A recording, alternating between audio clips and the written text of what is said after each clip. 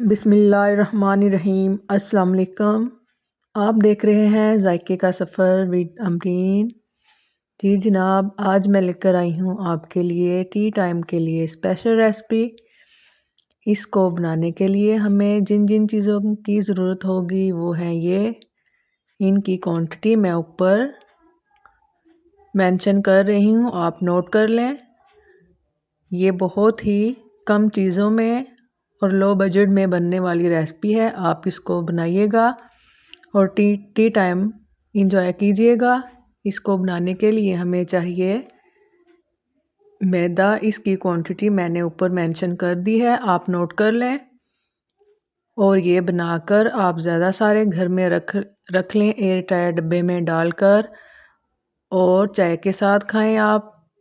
ये बहुत मज़ेदार और आसानी से बनने वाली रेसिपी है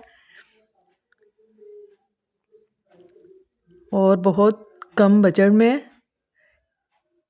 और दूसरा ये कि मैं आपको ये ग्राइंडर में बनाना सिखाऊंगी, जो हर कोई आसानी इसको बना सकता है। ग्राइंडर लें, इसमें अंडे शामिल कर लें 3, अगर साइज़ में छोटे हैं तो 4 ले लें, अगर बड़े तो 3। ये मेरे पास साइज़ में बड़े थे इसलिए मैंने 3 का यूज़ किया है। और चीज़ें सारी ऊपर लिखी हुई आ रही हैं, आप क्वांटिटी चीज़ों की लिख लें। इंशाल्लाह आपको ये मेरी रेसिपी अच्छी लगेगी।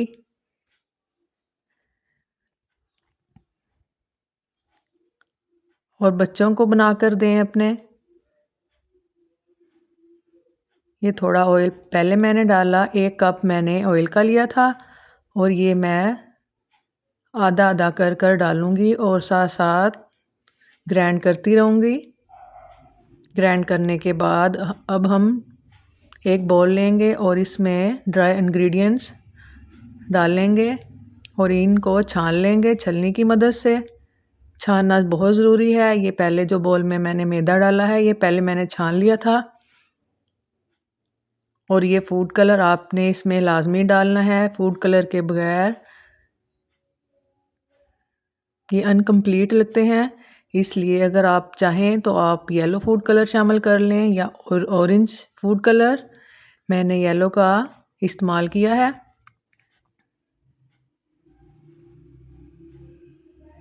ये मैं आपको 2 तरीके से बनाना सिखाऊंगी। एक मैं ड्राई बनाऊंगी, जिस तरह के केक रस होते हैं सेम उस तरह के जो हम बाज़ार से लेकर आते हैं, सेम उसी तरह के ये बनकर रेडी होंगे। और दूसरे ज़रा मैं सॉफ्ट बनाऊंगी, वो मैं अपनी छोटी बेटी के लिए बनाऊंगी, क्योंकि मेरी छोटी बेटी के दांत नहीं हैं, उससे नहीं खाए जाते वो हार्ड, इसलिए मैं थोड़े सॉफ्ट बनाऊंगी और थोड़े हार्ड। ये जो मिक्सर मैंने ग्राइंडर में रेडी किया था, अब थोड़ा थोड़ा कर मैं इसको स्पैचुला की मदद से मिक्स करूंगी। आप हैंड विस्क का भी इस्तेमाल कर सकते हैं और बीटर का भी। अगर आपके पास इलेक्ट्रिक बीटर है तो इस स्टेज पर आपने उसका यूज़ करना है, अगर नहीं है तो टेंशन वाली बात नहीं है, आप हैंड विस्क की मदद से इसको मिक्स कर लें। अगर ये 5 मिनट में होगा तो हैंड विस्क से वो ज़रा 10 मिनट में हो जाएगा, लेकिन रिज़ल्ट परफेक्ट रहेगा। आप दोनों का इस्तेमाल कर सकते हैं।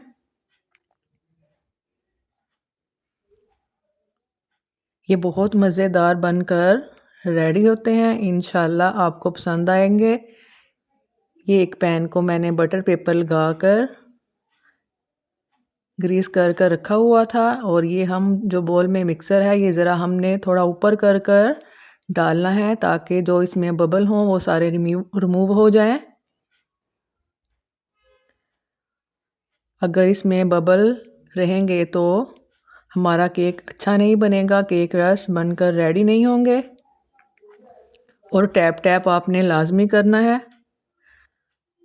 ये बर्तन मैंने प्री हीट होने के लिए 10 मिनट पहले रख दिया था। आप इसको ओवन में भी बना सकते हैं और पतीला में भी, लेकिन ये मैं पतीला में बना रही हूँ। इसको मैंने थोड़ा डार्क कलर दिया था और दूसरे को मैंने लाइट। अब हम आधे घंटे के बाद इसको चेक करते हैं कि हमारे केक रस बनकर रेडी हुए हैं कि नहीं, ये यहाँ पे रेडी नहीं होंगे।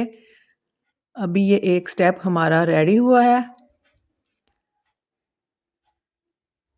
ये एक स्टेप हमारा बनकर रेडी हुआ है, लेकिन यहाँ अभी तो थोड़ा टाइम लगेगा इसको फुल रेडी होने में। ये जो छोटा बर्तन है ये तकरीबन हमारा रेडी है, इसको हम साइड पे रख लेंगे और जो बड़े बर्तन में है इसको भी हम और टाइम देंगे। निकालने के बाद इस स्टेज पर आपने इसको ओवन से निकाल लेना है।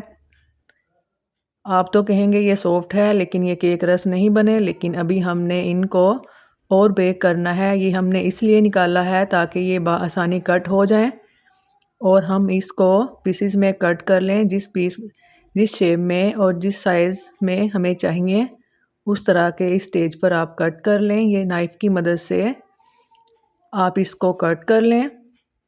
इस स्टेज पर भी आप इसको क्रीम या चॉकलेट वगैरह लगाकर खा सकते हैं। ये बहुत मज़े के लगेंगे इस टाइम में भी, क्योंकि ये हमारे बिल्कुल पके हुए हैं। इसको हमने केक रस बनाना है, इसलिए अब हम इनको और टाइम देंगे। इस तरह आप कट कर लें। ये देखें, आपको धुआं निकलता हुआ नज़र आ रहा होगा, ये भी गर्म है और कितने सॉफ्ट माशाल्लाह बनकर रेडी हुए हैं।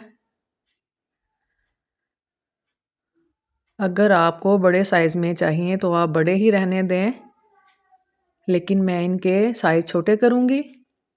माशाल्लाह ये ढेर सारे बनकर रेडी हो गए थे। 1 कप चीनी और जो छोटा कप हमने मेजरमेंट वाला लिया था वो हमने इसमें ऑयल का शामिल किया है और ढेरों ढेर बनकर माशाल्लाह बनकर रेडी हो चुके हैं। अब हम इसको कट करने के बाद, पतीला हमने अभी चूल्हे पे ही रहने दिया था, अब हम कट करने के बाद इसको फिर ऐसे ही प्लेट में रखेंगे। हमने एक साइड को सेकना है, जब वो हार्ड हो जाए फिर हमने दूसरी साइड को, इसी तरह हमने चारों साइडों को अलग-अलग इसकी सेकना है। अगर आप ओवन में बना रहे हैं तब भी आपने इसी तरह इनको सेकना लाजमी है।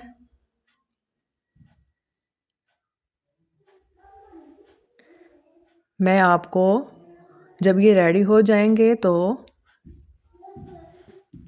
बताऊंगी कि ये हमारे बनकर कितने रेडी हुए हैं।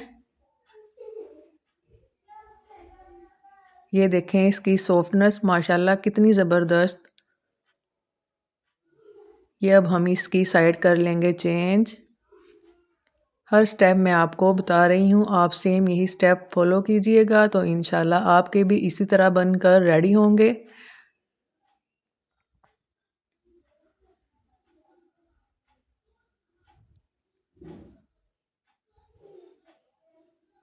फिर हमने इस तरह ढक्कन बंद कर देना है।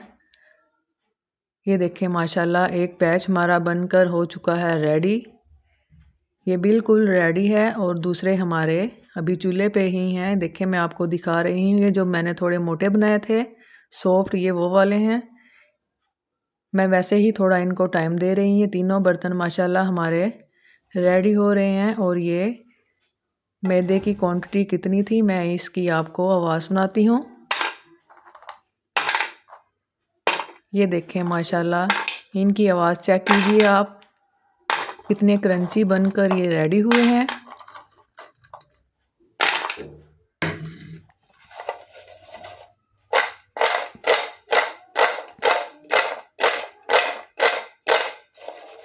अभी ये 1 घंटे के बाद मैं आपको आवाज़ चेक करा रही हूँ, लेकिन ओवरनाइट के बाद ये बिल्कुल हार्ड हो चुके थे।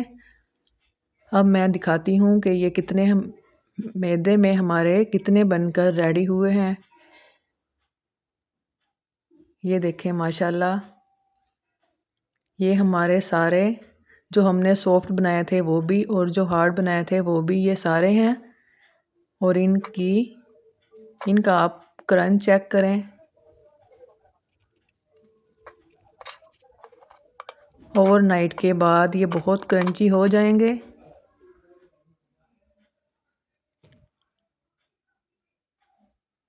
आप भी ये अपने घर में बना कर रखें, अपने बच्चों को दें और चाय के साथ एंजॉय करें। अगर आप मेरे चैनल पे नए हैं तो मेरे चैनल को सब्सक्राइब ज़रूर कीजिएगा। ये ओवरनाइट के बाद मैंने एयर टाइट डब्बे में डालकर रख दिए थे। दुआओं में याद रखिएगा। अल्लाह हाफ़िज़।